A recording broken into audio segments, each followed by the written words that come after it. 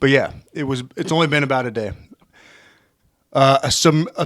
Submersible, all right, which is like a small tin can submarine type thing that fits about 5 people or so inside it, and it goes underwater. But this one specific, it had about 3 tourists, well, supposedly 3 tourists in it, and then a scientist and the pilot of this craft. Basically, they go down to the Titanic. That's right, the Titanic. The same ship that James Cameron made a movie about with Jack and Rose, Leonardo DiCaprio and Kate Winslet.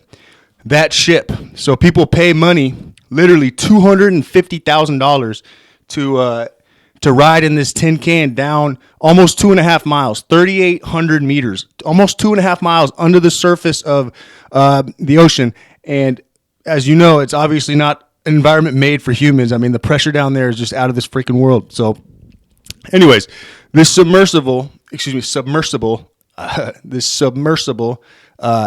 has been missing now since Sunday morning. There's been a search and rescue mission that's been initiated by, obviously, the crew above service who were, in charge of monitoring the tin can underneath the surface. They reached out to the Coast Guard because they had an issue finding the tin can. I keep referring it to a tin can. It's a submersible. I'm going to try to refer to it as a submersible. All right. So when they realized they couldn't find it, they must have reached out to the Coast Guard at that point. And then since then, it's been over the news. I'm sure you've heard about it. The submersible that they lost contact with, potentially 5 people on there, almost 3,800 meters under the surface of the ocean. So extremely dangerous situation. As of right now, we know that this specific submersible is capable of holding up to 96 hours of oxygen. So up to 96 hours of oxygen for up to 5 people. So if they are fully loaded with 5 people, they should be good for about 4 days. And then if they're alive at this point. If they're alive at this point and they just have an issue getting to the surface for whatever reason, then they have 4 days to really figure it out. If they're not alive in this specific point, there's really no way for us to know. And as of right now, the search and rescue is really just based off of trying to signal it, getting a signal from it, which is not super ideal, but also it's not ideal conditions for tourists to be going down to the Titanic. Now, I'm not against tourism. I'm not against people going to Disney World and stuff like that. That's fine, whatever. But a ship that went down in such a dangerous situation, right? Literally sitting 2.5 miles under the surface of the ocean, sitting on the bottom of the ocean, the bottom of the floor of the ocean, like spending $250,000 for a ticket to go down there. You must understand the risks you're taking, because if anything goes wrong, you know what I mean? Anything, there's no U-turn. There's no there's no rewind. There's no going back. You're stuck down there. And right now, these people unfortunately have found themselves in that situation. So, I was watching some of the news videos about this, and something that made me think was, look, man, a tether. Why not have that thing connected to a steel cable? Even so, like, they got all this technology, all the signaling, monitoring they're capable of doing from above the surface of the ocean to wherever the submersible is, whatever radio communication that they've been depending on. That's fine. That's great in all dandiness if that all works all the time. But I mean, for a primary, means of communication, a means of contact, that's fine. Radio communication is fine. But should you solely depend on your primary source of contact? I mean, probably not, dude. I'm not an expert on these submersibles, but I don't see the issue of connecting a 2.5 foot long steel cable just in case comms go out. Why not? Like, just why not? You know what I'm saying? I can't imagine that costs more than $250,000 tourism ticket to go to the Titanic. I can't see that as a huge expenditure. But I mean, obviously they didn't do it. Had they done that, they wouldn't have the issue they have today. And the reason why I say, like, primary and secondary or primary, yeah, and secondary means of contact. Like this brings me back to the military. That's why I wanted to talk about this today, is because it just brings me back to a basic thing I learned in the military. Like when I was in the Marine Corps, right, patrolling and everything like that. Like a lot of times, you know, my era, we had these little wrist rockets, these little GPS wrist rockets, these little Garmins or Garwins or what. One of these. I can't believe it. All right, so one of these. All right, and this was awesome. Like you could type it, you could jot in a little 8-digit grid, 10-digit grid of wherever it is you're trying to go, and you follow it. You can look at your wrist rocket, and it points you in the direction where you're going. You take your whole, your whole squad, team, whatever you got going, your whole element in that direction. So this, I would use primarily as my, excuse me. I'm burping again. I would use it primarily as like my primary land nav device. Did that mean I stopped carrying my compass and protractor and map?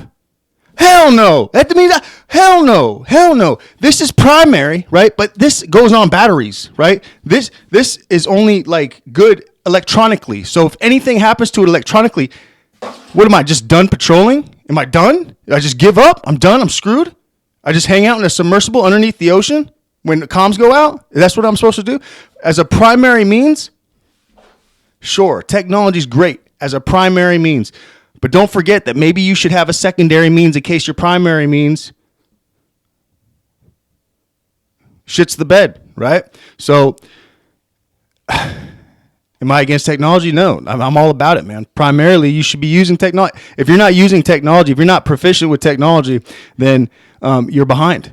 So I'm about it. I'm about technology, yeah. But, batteries die. You know what I'm saying? Batteries die, dude. And as long as you're still breathing, you know what I mean? Your battery's still going, you can operate a freaking map, compass, and protractor. So you better carry your secondary means of land navigation. That's a no-brainer, dude. That's just a no-brainer. So going back to military, I'm sorry, a lot of this stuff I'm going to be talking about is going to be going back to military because most of my experience is, military. So a lot of it in the military is like in the Marine Corps is primary, secondary, tertiary. Like you don't even just have one plan, dude. Like you have a mission which has like an end state. Like this has to be done, completed by the end of the mission. Okay.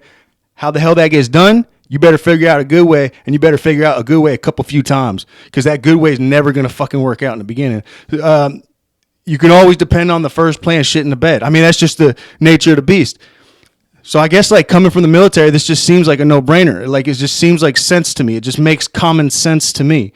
I guess in the civilian world, I don't know, or maybe in the aquatic tourism world, going to look at a bunch of poor dead souls sitting at the bottom of the ocean is worth $250,000. Like, Jesus Christ, man. You know what I'm saying? We got bums. We got freaking homeless people walking around the streets. And we got people paying tickets to go look at, more death and heartache. Dude, come on, man. Like, I literally, there's a homeless guy lives down the road from me, a Navy veteran, dude. I've literally featured him on my TikTok before. I'm sure, I don't know if anybody sees this has been on my TikTok, but you'll see him on there. He's living on the street, man. Living on the street with a smile on his face, serve this country, dude. And you know what? People are spending $250,000 to go look at the Titanic where there's just nothing but death down there. Death and despair. Like, why? Why do you want, like, whatever. So what people spend their money on is not my business. It's just impressive. It's just impressive what people are willing to spend their money on. And then they're willing to pay all this money to these people that are going to take them to the bottom of the ocean, right? They're willing to pay all this money. And they don't have a secondary means of communication or contact with you when you're underwater. Like, dude, you're willing to pay $250,000. But they're like, hey, man, if the batteries go out, then you're on your own. Like, what the fuck? Like, dude, it's just gnarly, man, to think about. God willing, hopefully they're alive. Hopefully we can figure out how to get them back to the surface before the 96-hour time limit. Hopefully we can figure it out, man. But it's going to be. I don't know. I don't know. Honestly, I don't have high hopes, man. I hope. Okay. Let me reword this. I hope they come up unscathed and okay. I hope so. Just in the spirit of of life, and God willing, God bless their souls if they don't come up, but hopefully at the end of the day, at the end of the 96 hours, there's something positive to come from it, and hopefully it's just them breathing, them being alive. But I have a feeling that that's just going to be a very, very small.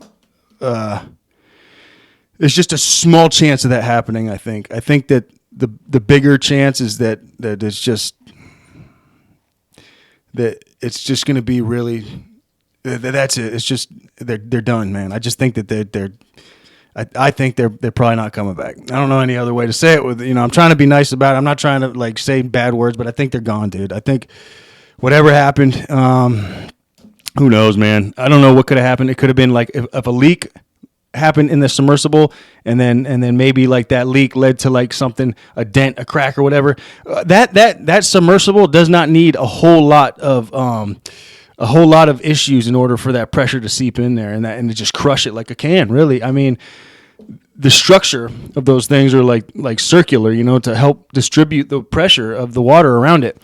And once once that structure is what's the word I'm looking for? Once that structure is compromised, then once that structure that protects the inside from the pressure on the outside is compromised, then the pressure on the outside will find its way inside, and everything inside will become spaghetti and meatballs. All right, you guys. I guess that I don't know how much I've been recording. I don't have my timer on me. All right. But that's it.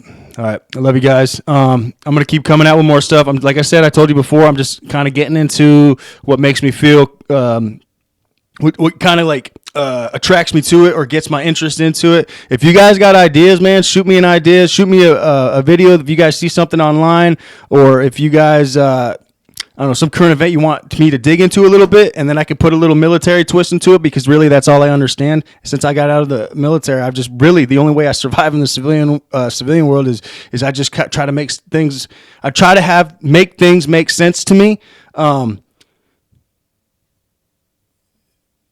in a way that I can understand, which is almost 10 years in the Marine Corps. Like, a lot of the way I understand things is militarily. But I mean, that's just an excuse. I understand things. Okay, I understand things. All right, I don't know any other way to put it. All right, love you guys, and I'm out of here. All right, I'll catch you guys next time.